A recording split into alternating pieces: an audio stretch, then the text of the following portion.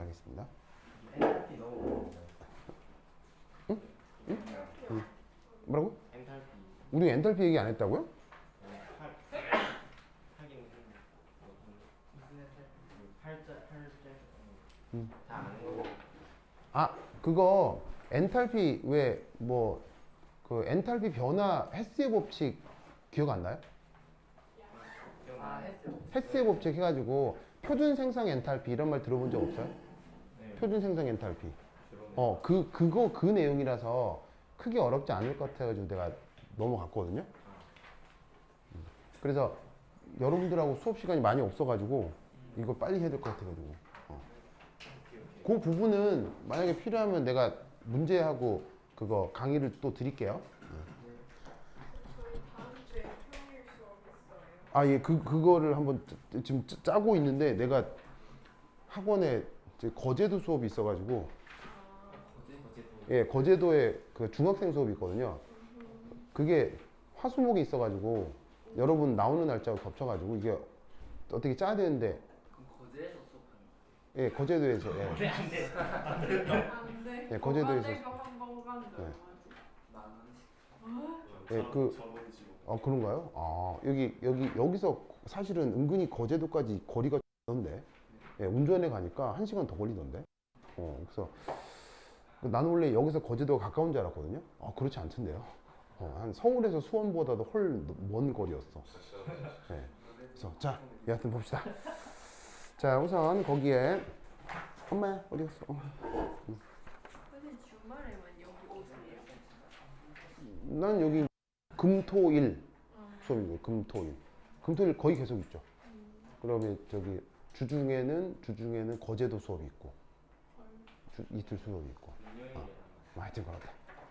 그래서 그 여러분들 그 나오는 날이 그게 수요일인가 목요일인가 뭐 그렇죠.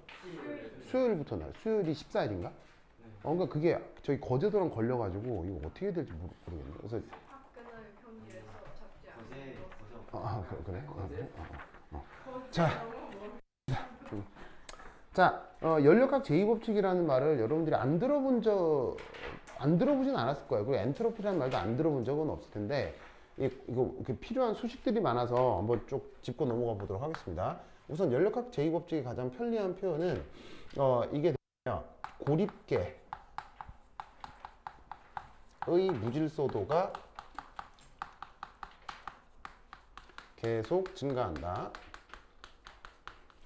여기 이제 그 연력학 제2법칙의 가장 편리한 표현이죠. 자, 고립계 영어로 뭐라고 하죠? 고립계 영어로. isolated system이라고 하죠. 뜻은? 고립계의 뜻은? 물질도 안 되고 에너지. 그렇죠. 물질 에너지 교환이 전부 불가능한 겁니다. 모든 물질과 에너지 교환이 안 되는 거. 그걸 이제 고립계라고 하는데, 고립계의 대표적인 예가 뭐죠? 고립계의 대표적인 예. 고립계의 대표적인 예. 사실은 고립계의 유일한 예. 우주입니다.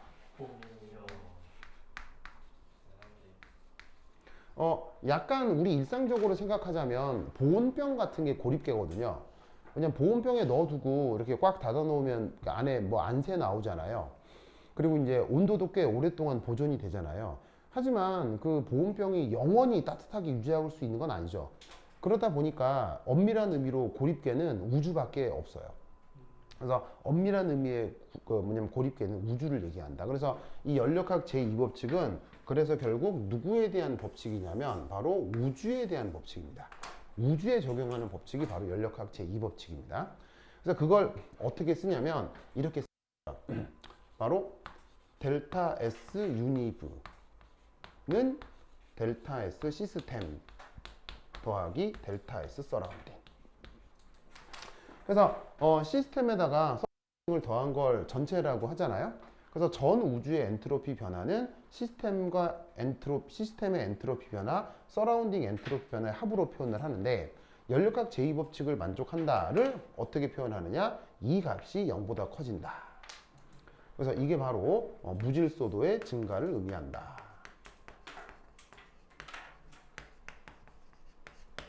그 생각을 알아두시기 바랍니다. 자, 두 번째는 자, 자발성 표현.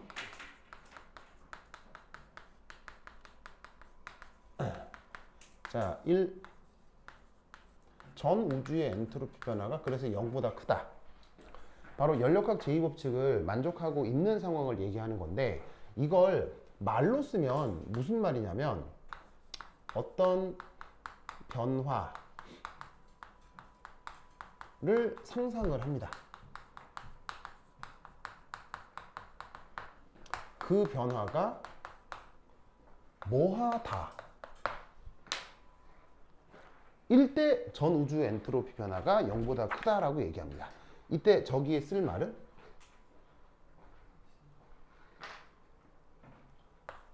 자발. 오! 그 유명한 단어 자발적이다. 그래서 전 우주 엔트로피 변화가 0보다 클 때를 자발적이라고 하죠. 자발적을 영어로 쓰면 오, 맞습니다. spontaneous 라고 합니다. spontaneous. 그러면 자발적 변화를 예로 들면 어떤 것들이 있냐면 이런 것들이 있어요. 폭포수가 아래로 낙하하는 거, 혹은 떨어뜨린 잉크가 퍼져나가는 거, 혹은 어떤 생명이 살다가 죽었어. 이런 상황들에 대해서 모델을 잡고 계산을 하면 무조건 엔트로피는, 우주의 엔트로피는 0보다 커지는 체계로 계산이 나오게 되어 있어요. 무조건이에요, 무조건. 그러면 그런 변화를 어려운 말로 스폰테이니어스라고 하는데, 사실 여기에 있는 이런 현상들에서 나타나는 공통적인 속성을 우리가 좀 쉬운 말로 표현하면 뭐죠? 자, 폭포수가 위에서 아래로 확 떨어져요. 뭐 물에다가 잉크를 떨어뜨렸는데 쫙 퍼져나가요. 누군가 태어났는데 살다가 죽었어요. 얘네들의 공통점은? 오, 맞습니다. 내추럴이란 뜻이에요. 이 자발적은. 혹은 상식적이란 뜻이에요. 당연하고요. 그러니까 스폰테이니어스란 말은 너무 어려운 말이에요. 그것의 번역인 자발적도 마찬가지예요. 그래서 어렵게 자발적이라고 하는 거지, 우리 일상 용어로 사용을 하면 그냥 뭐가 되냐면 당연하다, 상식적이다, 이런 표현으로 바꾸어 쓸 수 있어요. 이렇게 많이 봐. 명이안, 꾸태홍, 민환이, 태화. 다들 소리 잘 들려요? 변재빈, 명이안, 구태홍, 민찬, 태화. 말도 그래. 그래요? 좋습니다. 근데 그거 준이는 어디 갔어요? 아니, 저 준이 말고 준영이요. 이준영이. 준영이 학교에는 나와요? 아니, 준영이 여기 전체에서 본 적이 없는 것 같아가지고 최근에. 준영 어디 갔어? 어제 어제 봤어요? 어제 뭐 농구하러 갔? 어제 여기서 물리. 물리는 들었어요? 뭐 그러고 안 와요? 네. 안 와요? 모르겠어요. 그래요? 우리 준영 그래, 이한이가 잘 들린대요. 고마워요. 잘했어. 준이야, 준영이 어디 갔어요? 지금이 집에. 집에 있다고요? 아침에 공부 갔어요. 그래요? 오전에. 그냥 화학 공부 안 한대요? 그냥 그런 얘기. 오늘 학교 가걸랑 한번 물어봐야겠어요? 물어봐. 공부는 아니면 예를 들면 뭐 잘 살고 있지 이렇게 한번 물어봐요. 알겠죠? 근데 어디 간 거야 얘는? 그래? 됐다. 자, 그래서 스폰테니어스 혹은 자발적이라는 말은 어려운 말이고 우리 일상 용어로 바꾸면 이런 표현들로 바꿀 수 있어요. 자, 그럼 이제 두 번째 이 전 우주 엔트로피 변화가 음수인 것. 자, 이건 뭐냐면 어떤 변화를 상상했는데 그것이 뭐이다 라고 할 때 전우주 엔트로피 변화가 음수인 걸까요? 네, 바로 반대말을 써주면 돼요. 비자발적이다 이렇게 써주면 되죠.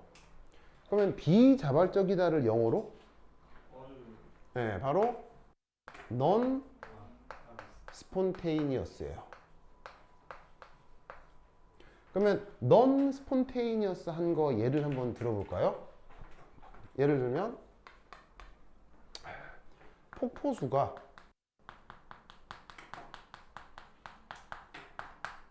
위로 치솟아요. 그 다음 내가 갑자기 여러분들이랑 수업을 하는데 좀 불편해. 그래서 여러분 모르게 방구를 붕 꼈지. 붕 꼈는데 그게 숑숑숑 해가지고는 여러분 코 속으로 싹 들어왔어. 그럼 갑자기 여러분 불쾌할 거 아니야? 그래서 갑자기 여러분이 그래서 흥 하는 바람에 여러분 코 속으로 들어갔던 나의 방귀 분자가 다시 내 똥코 속으로 들어가. 뿅. 무슨 말 알겠죠? 무슨 말 알겠죠? 그런 상황. 그래서 어떻게 했냐면 방귀가 다시 똥꼬로. 만약 이런 현상이 있다고. 아니 잠깐만. 자봐. 어디까지나 뭘 할 수는 있어. 뭘. 상상할 수는 있잖아. 상상이라는 게 머리에 그림을 그리는 거잖아. 무슨 말 알겠어요? 그거 왜 안 돼? 상상은. 되지. 그 다음 하나 더 해볼까? 어떤 생명체가 영생해. 영원히 살아있는 생명. 상상할 수 있지. 무슨 말 알겠어요? 그러면 non spontaneous라고 하지만 사실 여기에 있는 이런 거를 사실 이렇게 어려운 말을 쓰지 말고 다른 말로 뭐라고 쓰면 될까? 좋아요. 비상식 좋아요. 말이 안 되잖아. 그지? 말이 안 되잖아. 근데 그것보다 더 좋은 표현. 네, 직관적으로 빡 오는 거예요, 그냥. 그치, 이상하지? 이상하잖아. 그럼 뭐냐면, 태어났는데 영원히 살아. 막, 폭포수 가만히 있다가 위로 올라가. 막, 토네이도 부는 것도 아닌데. 그 다음에 막, 방귀가 똥꼬로 다시 들어가. 무슨, 예를 들면 뭐 이런 것도 있지. 이게 총을 빵 쐈는데, 총알이 날아가서 팡 깨졌는데, 그 총알이 다시 모여가지고, 공기적으로 분산됐던 이산화탄소하고 물이 다시 모여서, 화약이 돼서, 다시 쉘 케이싱 안에 들어가지고 총알로 다시 들어가. 이걸 소재로 한 영화가 있지. 테넷이라는 영화가 있지. 테넷은 연력학 제2법칙을 소재로 만든 영화예요. 아무도 이해를 못해. 아, 진짜로요? 뭐가 이해 못해요? 되게 쉽고 많이 볼만하더라고요. 2년짜리 영화. 네, 테넷 영화 대단합니다. 예, 테넷 영화 대단합니다. 연력학 제2법칙을 소재로 한 영화죠. 테넷 안 본 사람. 이런 아니 과학적으로 그 테넷을 안 보다. 사람들이 근데 너무 힘들어. 인터스텔라도 안 봤다고요? 이유만 봤어요. 나 마셨나 안 봤는데. 스타워즈 그거 인사이트.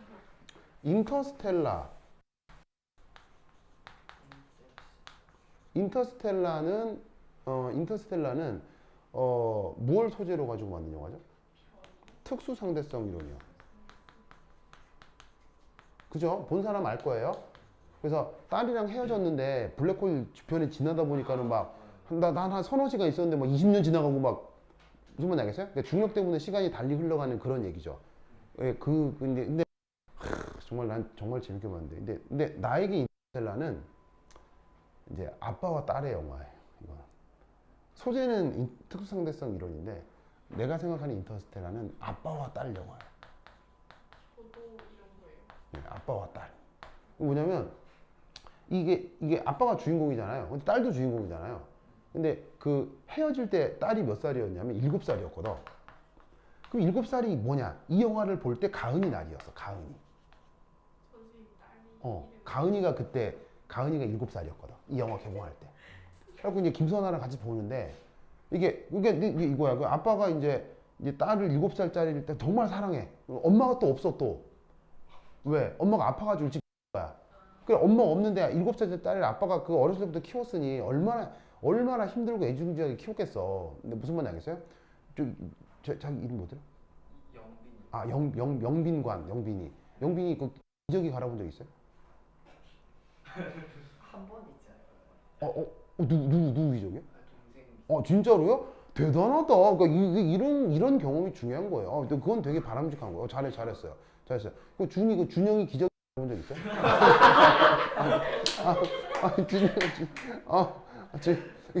준영이 말했는데 막 똥 싸가지고 아유 준영아 똥 쌌어 이러면서 막 닦아주고 이렇게 그 상상하니까 되게 재밌죠. 자, 그러니까 기저귀 안 갈아봤잖아요. 근데 그게 애기 기저귀 갈아가면서 키웠다 그러면 그리고 엄마도 없어 아파서 죽었으면 막 가슴 미어지는 거지. 그 아빠 혼자 딸 키운다고 생각하면 미치는 거야 진짜. 근데 그렇게 키워가지고 7살짜리 딸 됐는데 세상이 망해가지고 이제 아빠가 우주로 가면서 이제 헤어지는 거지. 그래서 아빠는 그냥 딸이 미래에 더 잘 살게 하기 위해 임무를 맡아 갔는데 얼씨구나 블랙홀 지나가면서 시간이 20년이 지난 거야. 아빠는 그냥 일주일 지난 건데 이 애는 7살에서 30살이 돼버린 거야. 그러니까 내가 사랑하던 7살짜리 딸을 두고 한 3, 4일 돌아다니는데 얘가 30살이 된 거지. 아빠랑 동갑이에요. 그렇게 돼버린 거지. 그리고 이 아빠는 임무를 더 수행하기 위해 블랙홀을 한 번 더 갔다 와. 그래서 아빠는 40대인데 딸은 90살이 돼. 그래서 나중에 재회를 해. 진짜 기분이 그러니까 그 기분 무슨 말인지 알겠어요? 근데 이 딸이 그때 당시 가은이 날이랑 같으니까 그걸 보는 나는 감정이 너무 되는 거야. 막 눈물이 나더라고. 막 가은이 생각하니까 옆에 김선아가 막 옆에서 그래서 김선아가 막 아이고 그래서 막 그 딸이 그렇게 좋아 그래서 하여튼 그랬던 적이 있거든요. 그래서 인터스텔라는 나에게 이제 아빠와 딸 영화인데 근데 이제 감독은 이제 특수 상대성 이런 가지고 소재를 만든 거예요. 근데 그 후에 나온 테넷이라는 영화는 뭐를 가지고 만든 거다? 지금 저 연력학 제2법칙이요. 이 연력학 제2법칙을 되돌릴 수도 있는 연력학 제2법칙의 전우주 엔트로피가 감소하는 것이 가능한 세상이 있다면을 가정하고 만든 거예요. 그런 기술 누군가 만든 거예요. 전 우주의 엔트로피를 되돌릴 수 있는 테크닉을. 그래서 그걸 소재로 만든 영화 테넷이에요. 그래서 자연과학을 전공한 사람들은 이걸 보면 굉장한 쾌감이 있는데 안 봤다 이거지. 물론 영화상 허술한 부분도 있어요. 약간 설정 붕괴가 된 상황도 있지만 이게 이런 소재를 예를 들어 역사, 뭐 혁명, 사랑 이런 걸로는 영화를 만들잖아요. 근데 영화를 만드는데 시나리오를 집필하는데 이번은 연력학 제2법칙이야. 생각해보면 굉장한 거예요. 무슨 말인지 알겠어요? 연력학 제2법칙으로 시나리오를 쓰겠다. 이거 굉장한 겁니다. 근데 놀라웠게도 이 두 영화의 감독이 같죠. 바로 크리스토퍼 놀란 감독입니다. 예, 놀란 감독이 영화입니다. 오펜하이머. 예, 그 오펜하이머 감독입니다. 그 사람 배트맨 다크나이트. 예, 맞습니다. 그래서 놀라웠게도 이 인터스텔라와 테넷은 영화의 주제가 같습니다. 그러니까 같은 감독이 만든 연작이에요. 주제가 그래서 이 두 영화는 주제가 같습니다. 바로 뭐예요? 아빠와 딸이 이 영화의 주제는 이건 그 이론이 받아들이는 느낌인 거고 이 감독이 이 영화를 만든 건 바로 인류 문명 멸망에 대한 얘기입니다. 인류 문명 멸망에 대한 얘기입니다. 뭐 때문에? 환경 파괴. 환경 파괴. 그래서 환경 파괴를 통해서 인류 문명이 멸망해가는 것에 대한 얘기를 다루는 겁니다. 그래서 인터스텔라는 인류가 지구 온난화 때문에 지구가 멸망해요. 인류 문명이 멸망해요. 그래서 지구 문명이 멸망을 해서 지구에선 더 이상 살 수가 없어서 전 인류가 외계 행성으로 이주하는 얘기가 나와요. 지구 멸망이죠. 연력학 제2법칙을 거스르는 테크닉을 누가 개발하냐면 미래의 인류가 개발해요. 미래 인류가 연력학 제2법칙을 거스르는 기술을 개발해요. 그런 지구는 멸망해요. 그래서 이 미래 인류가 지구를 되살리기 위해서 킬러를 과거로 보내요. 과거의 인류를 멸종시키기 위해서. 그럼 지구도 없는 거 아니야? 근데 시간은 영속적이지 않기 때문에 과거의 인류를 죽인다고 해서 현재 인류의 영향을 직접적으로 않는다는 설정이 있죠. 그래서 이 테넷은 미래 인류가 현 인류를 죽이려고 하는 내용이에요. 왜? 현 인류가 환경을 파괴시켰기 때문에. 그래서 연력학 제2법칙을 되돌릴 수 있는 테크닉을 가진 킬러들이 과거로 현 세대로 와서 그 뭐냐면은 현대 문명을 현대 지구 환경을 파괴하는 현 인류를 멸종시키려고 하는 계획이에요. 무섭지 않습니까? 굉장히 무섭죠. 예. 그래서 이 둘은 결국 화학에 대한 얘기입니다. 그래서 이 두 영화에 똑같은 장면이 같은 게 나옵니다. 사람들은 그냥 지나가는데 이 두 영화에는 똑같은 장면이 똑같이 들어가는 게 있습니다. 바로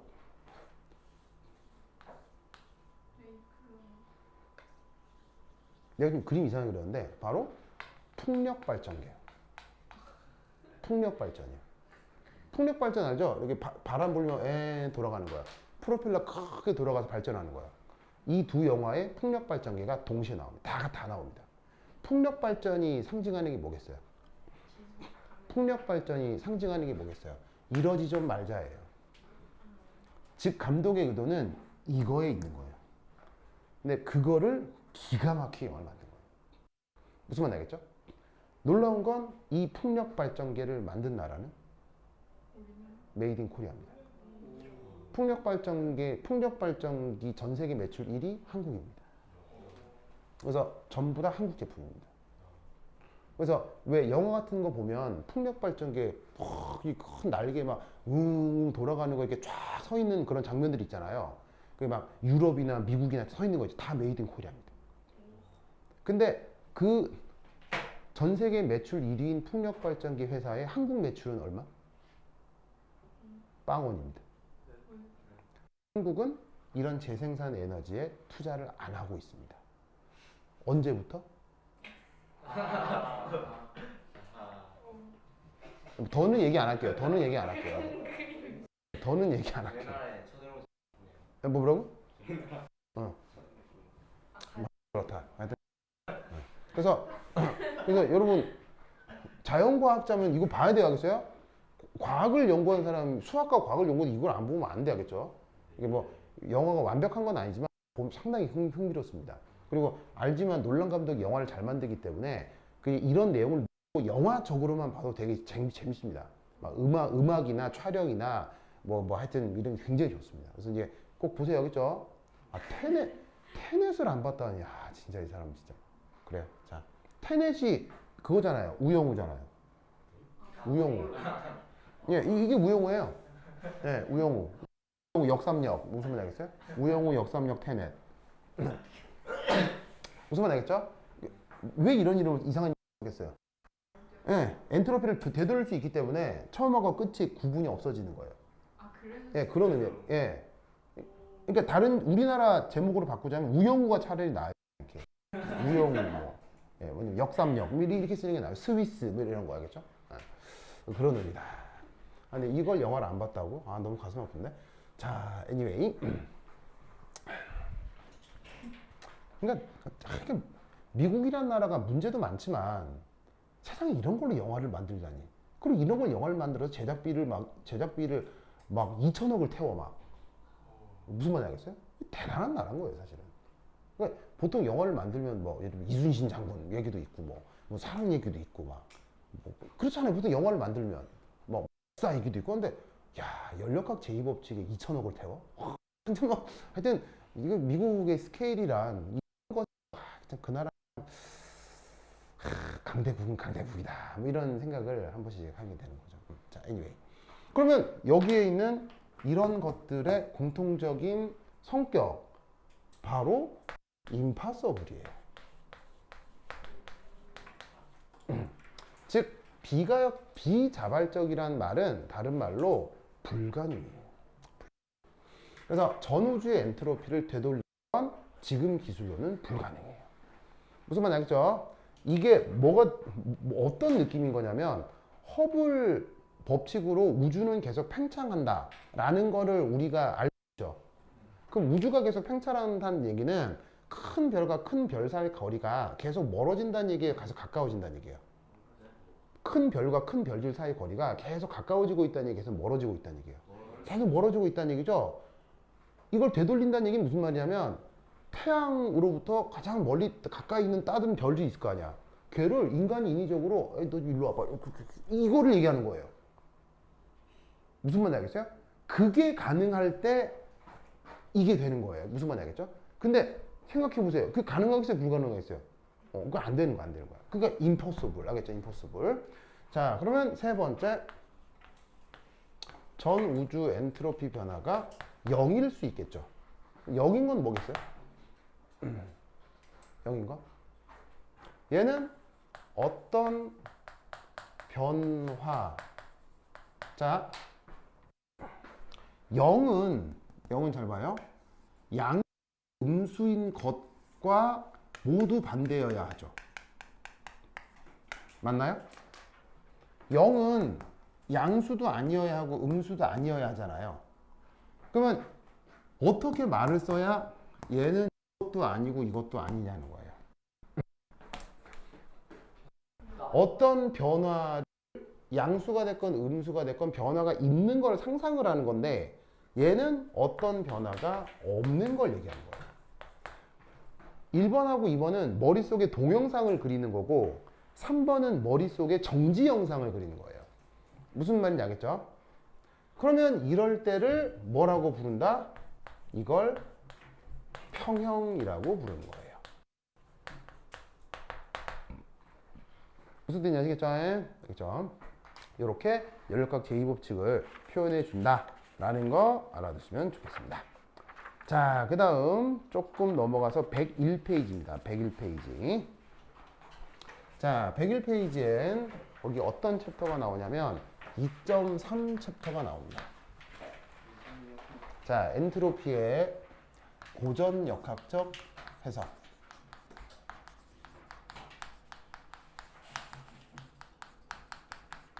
자, 엔트로피의 고전역학적 해석은 누구의 업적이냐면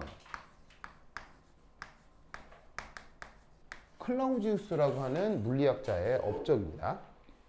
그러면 이 클라우지우스의 그 업적을 분석을 하면 엔트로피에 영향을 주는 요인에는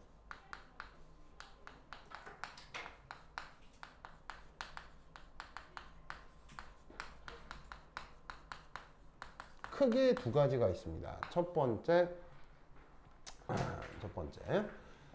이 엔트로피 변화는 커집니다. 뭐 할 때? 흡열량이 많아질 때.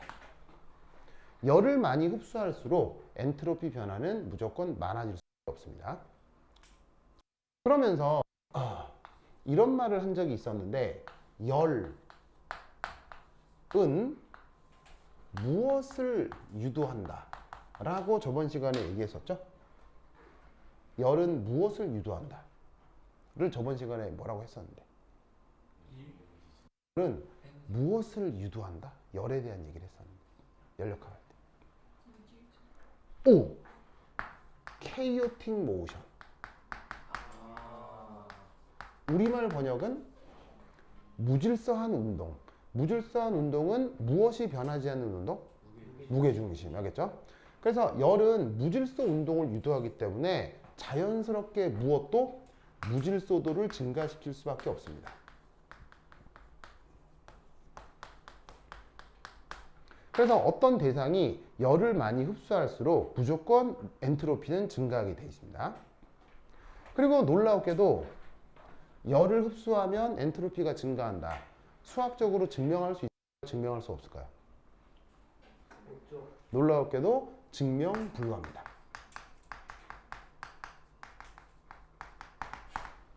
그냥 저렇다라고 정의한 겁니다.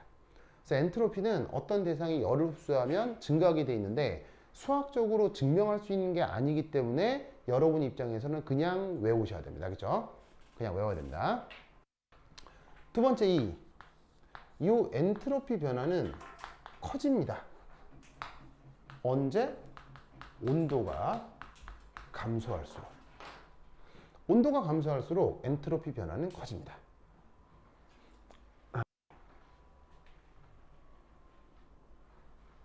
그래서 이걸 가지고 용액의 총괄성을 설명하기도 합니다. 어는 점 내림, 끓는 점 오름 현상 있죠. 그게 요거하고 관계가 있습니다. 근데 이제 그 얘기는 나중에 해보도록 하고요. 어쨌거나 자, 그럼 이거는 어차피 이것도 증명되는 게 아니라 어차피 외워야 하는 건 하지만 좀 말씀을 드리자면 1. 자, 그리고 방금 말씀드렸다시피 이 사실을 증명할 수 있다, 증명하지 못한다?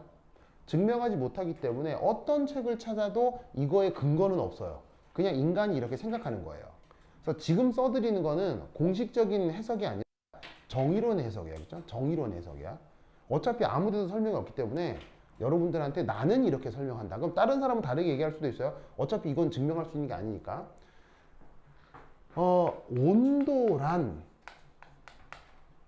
온도란 어떤 대상이 가진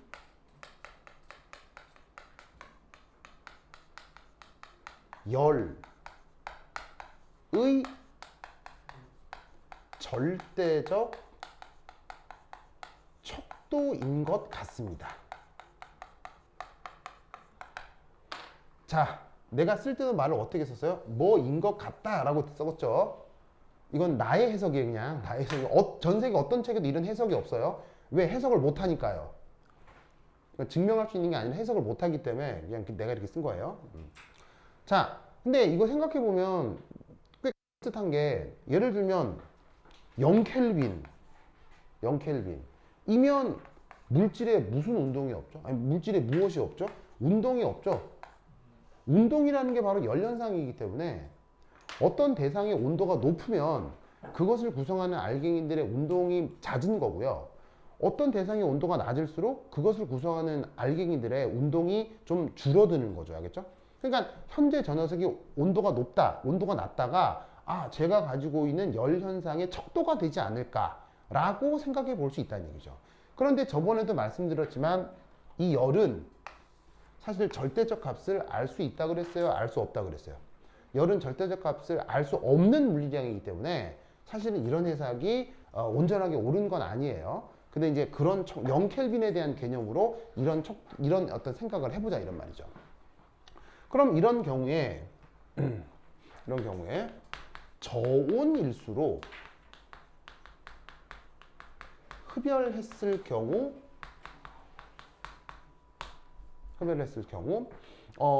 무질서도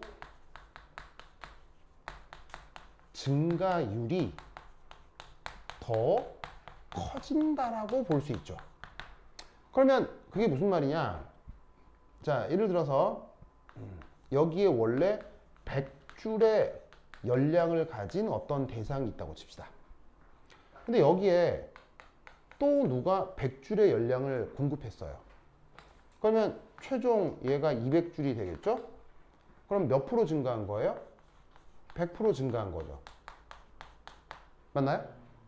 그런데 처음에 200줄 열량을 가지고 있는 어떤 대상이 있어요. 여기에 똑같이 100줄의 열을 가했어요. 그러면 얘는 300줄이 되겠죠? 맞나요? 그럼 이건 몇 프로 신장한 거예요? 얘는 50% 상승한 거죠. 맞나요? 이해하시겠어요? 그럼 지금 내가 여기서 100줄, 200줄이라고 예시를 든 게 바로 요거는 어떤 고온의 상황, 이거는 어떤 저온의 상황을 얘기한 거라고 볼 수 있겠죠. 무슨 말 나겠죠? 근데 어차피 증명이 안 되기 때문에 아주 전문적인 책을 찾아도 은유적 얘기밖에 없어요. 어떤 은유적 얘기가 나는 한번 본 적이 있냐면 여러분 예를 들어서 큰 소리를 내는 것 중에 재채기죠. 재채기. 재채기 왕 하면 이게 소리가 꽤 큰 편이잖아요. 근데 그 재채기를 만약에 야구장에서 재채기를 했어요. 사람들 많아서 확 떠드는데 막 와 이런 막 누가 막 안타 쳐가지고 막 사람들이 와 하는데 내가 혼자 배풍 재채기했어요. 그럼 그게 티가 나겠어요? 아무런 티가 안 나겠어요?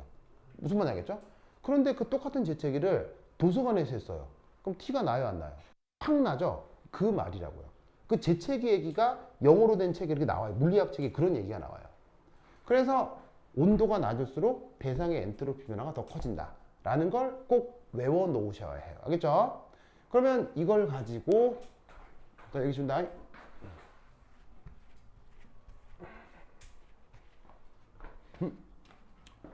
자, 2.3. 고전 역학적 해석.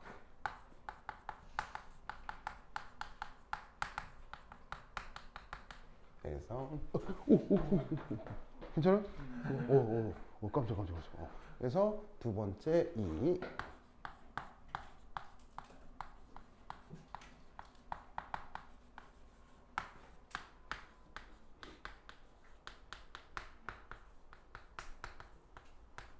자, 이제 여러분들이 절대 잊어먹으면 안 되는 수식이 있습니다. 꼭 외워둬야 되는 수식. 서라운딩의 무주소도 변화가 어떻게 표현되느냐?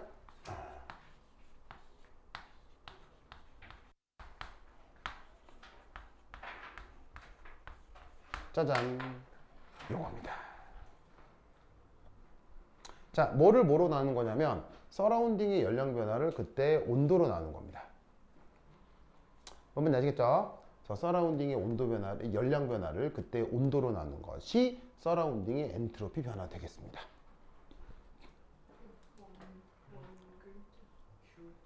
Q. 열량을 뜻하는 Q. 자, 그래서 이 얘기가 사실은 앞에서 이 얘기죠. 열량이 늘어날수록 대상의 엔트로피가 커진다. 저온 조건일수록 엔트로피가 커진다. 이 얘기 기억나죠? 그게 지금 여기서 그대로 나타나고 있는 거예요. 알겠죠? 그래서 열량을 많이 흡수할수록 엔트로피가 커지고 온도가 낮을수록 엔트로피가 감소한다. 낮을수록 증가한다. 그런데 이 수식 역시 증명할 수 있을까요? 증명하지 못할까요? 증명하지 못합니다. 왜일까요? 이게 정이라서 그렇습니다. 이 수식은 속성은 뭐랑 같은 거냐면 F equal MA입니다. 요거랑 속성이 같습니다. F equal MA 증명 안 되죠? 왜? 뉴턴이 정한 거니까. 알겠어요? 뉴턴이 정한 거니까. 그럼 이 정의는 누가 했을까요? 클라우지우스. 그래서 클라우지우스가 정의한 엔트로피가 바로 적어놔서 정이기 때문에 증명이 안 됩니다. 알겠죠? 그러니까 이 수식은 어떻게 해야 되겠어요? 무조건 외워야 됩니다. F equal MA를 외우지 않고 고전 물리학을 표현할 수 없죠. 이 수식을 외우지 않고선 연력학 제2법칙을 접근할 수 없습니다. 무조건 외워야 됩니다. 알겠죠? 자, 그런데 이 수식은 조건이 붙습니다. 조건. 단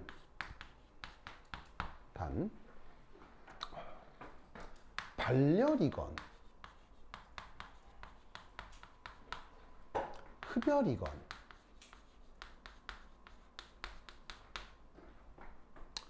온도 변화가 일어나지 않는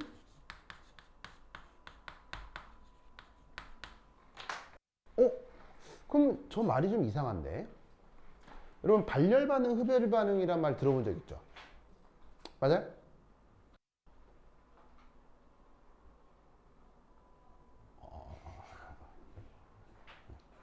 괜찮아요? 괜찮아. 자, 발열 반응, 흡열 반응이란 말 들어본 적 있죠?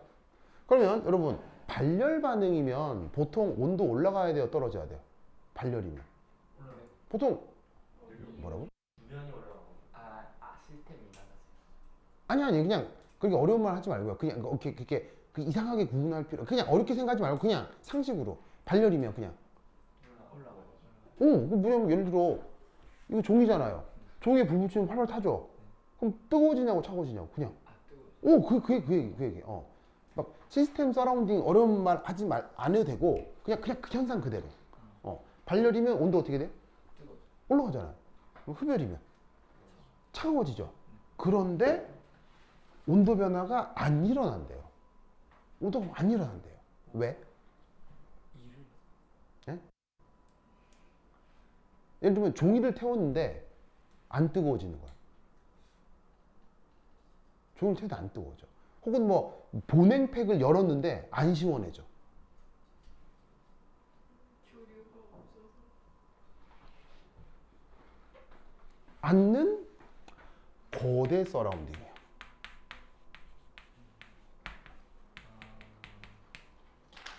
자, 무슨 말이냐면 라면을 끓여 먹으려고 가스레인지에 불을 땡겼어요. 그럼 당연히 가스레인지는 당연히 말이 생각이 안 난다. 가스레인지는 당연히 당연히 그거 화석연료 태우는 거니까 발열이죠. 그러면 내가 라면을 다 끓여 먹는 만큼 화석연료를 가스레인지에 그 화석연료를 태웠으니까 그 덕에 지구 온도가 갑자기 10도가 올라가가지고 북극에 있는 얼음이 다 녹아가지고는 내가 라면 끓여 먹어서 북극곰이 순식간에 다 멸종한 거야.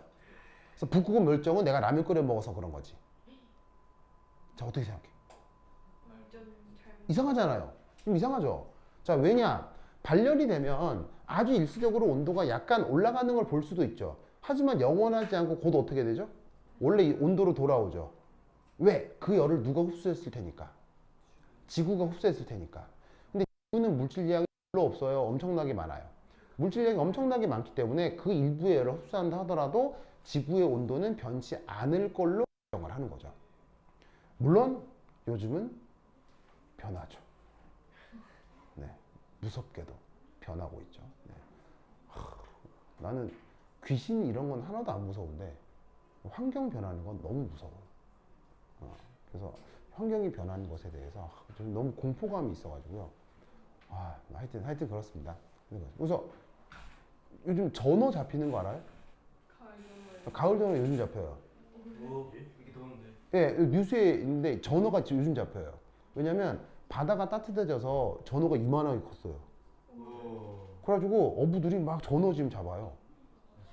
예. 그리고 그 제주도 해녀들 인터뷰인데 바다에 들어가면 미역이 다 죽어 있대요. 바다에 들어가면 미역이 온도가 올라가가지고 미역이 쪄 죽어 있대요. 바닷속에. 예, 정말로. 그래서 요즘 제주도 해녀들이 바다에 들어갈 때 너무 돼요. 이게 물이 따뜻하니까 그 해녀들이 이렇게 잠수복을 입고 들어가잖아요. 물속에 들어가면 땀이 잘잘잘 난대요. 땀이 너무너무 난대요. 그래가지고 이제 잠수복을 칼로 찢어가지고 이렇게 물 들어오게 해도 소용이 없다고 막 너무 덥다고. 그러니까 이게 무서운 일이 벌어지고 있는 거죠. 그럼 그런 온도면 그 거기 생태계는 어떻게 되겠어요? 그래서 몇 달 전에 들은 얘기인데 갑자기 바다의 어떤 지역이 갑자기 뜨거워진대요.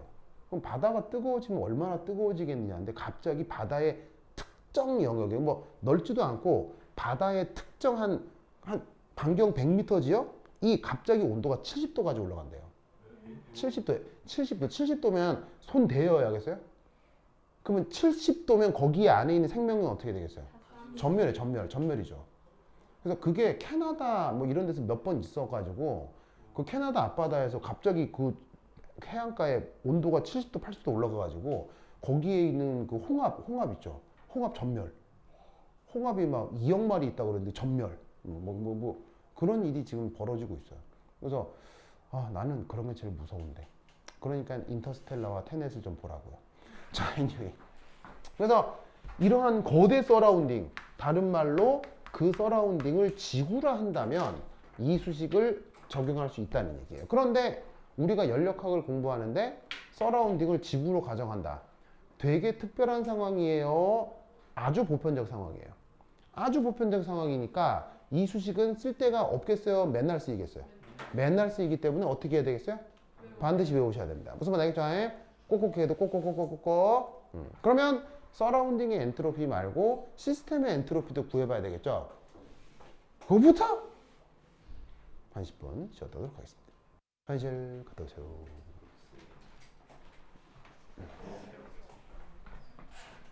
오, 많아.